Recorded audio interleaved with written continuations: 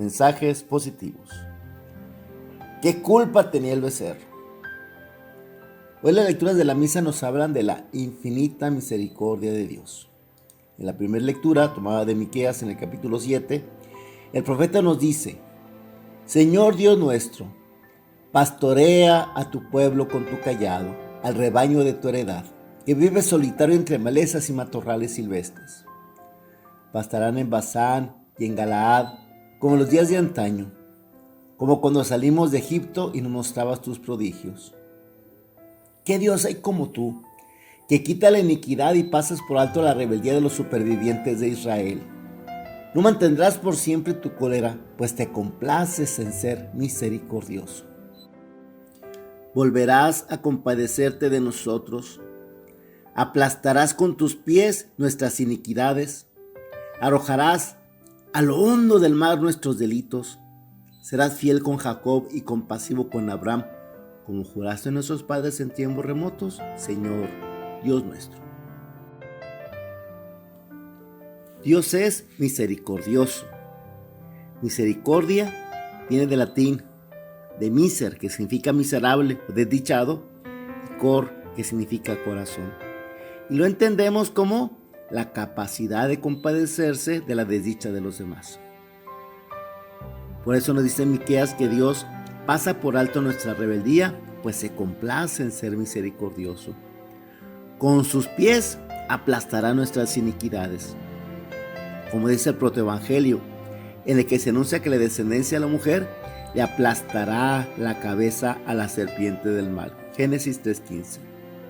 El fondo del mar en ese tiempo representa lo más inaccesible. Por eso ahí arroja Dios nuestros delitos para nunca más volver a acordarse de ellos. Dicen que una persona tenía el don de profecía y que Dios hablaba con ella. Y otra persona que estaba muy atormentada por su pasado, muy atormentada, que se había confesado 1000 veces de lo mismo y no salía de su remordimiento, quiso despedirle a esa persona. Mira, tú que puedes hablar directamente con Dios, dile que si ya me perdonó acaso aquello que hice que fue tan terrible. La persona hizo oración y cuando regresó le dijo: pues mira, dice Dios que no se acuerda qué hiciste. Te arrepentiste tan sinceramente que Él lo ha olvidado. Así, hasta el fondo del mar, para nunca más acordarse de ellos, arroja Dios nuestros pecados cuando nosotros sinceramente nos arrepentimos de ellos. Por si fuera poco esta hermosa lectura, la misa de hoy nos regala el Evangelio Supremo de la Misericordia, la parábola del Hijo Pródigo.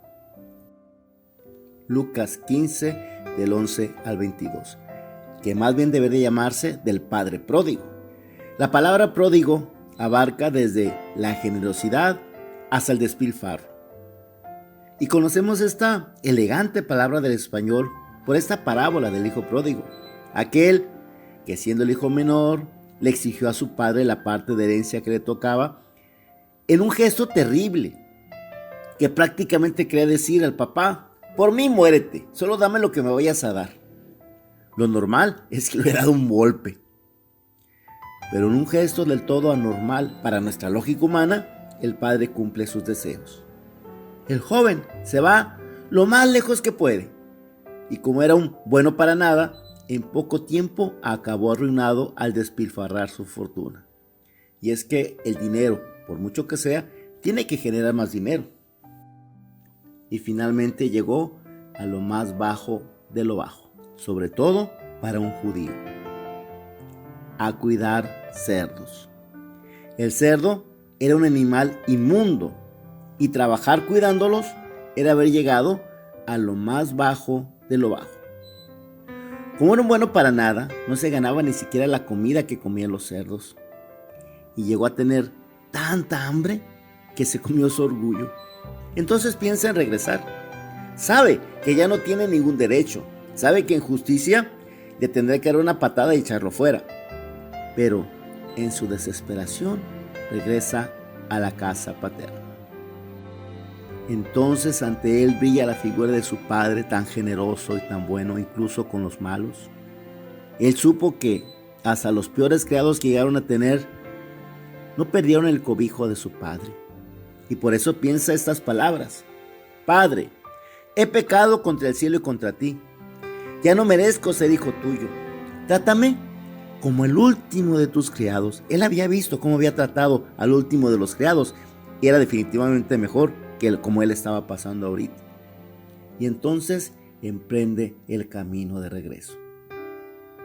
El padre, estando aún lejos, lo mira. ¿Por qué?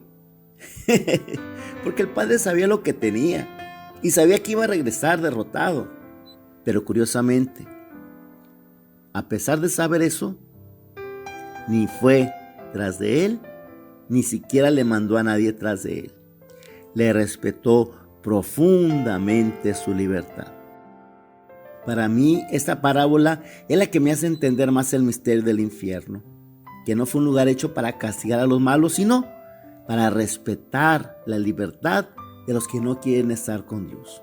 Hasta ese grado llega el respeto a nuestra libertad.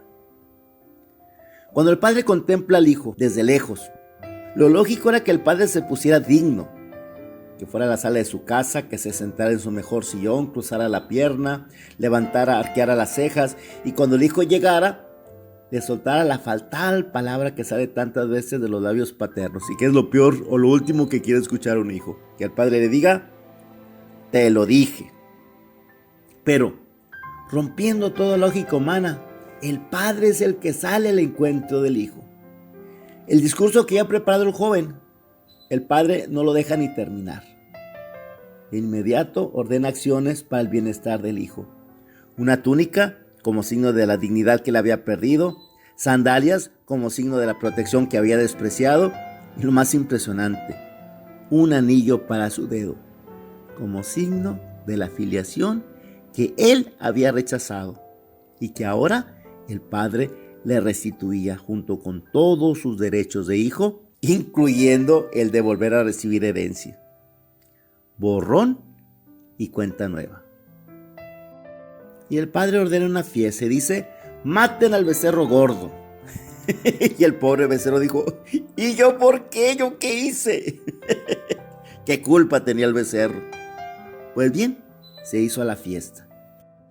El hijo mayor se indigna, no quiere entrar a la fiesta, claro. El hijo nos representa en su enojo. No es justo, no es lógico. ¿Cómo puede hacerse a fiesta? Pregunta Hipejo así. Pero la lógica del padre es firme, tan firme como lo es su amor. Para nosotros la misericordia del Padre se derrama especialmente en el sacramento de la confesión. ¿Y tú? ¿Hace cuánto que no te confiesas? Sostener esa mentira, vivir ocultas esa mala relación, estarte echando a la bolsa ese dinero mal habido, no luchar contra esa adicción que tú sabes que te está chupando la vida, no hacer nada contra ese mal carácter que tanto lastima a los que todavía intentan quererte.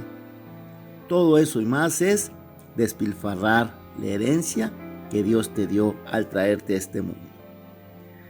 Ay, hermano, si supiera lo que te estás perdiendo.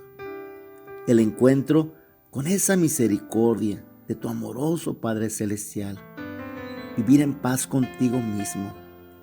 Esa es la herencia que muchas veces hemos despilfarrado miserablemente.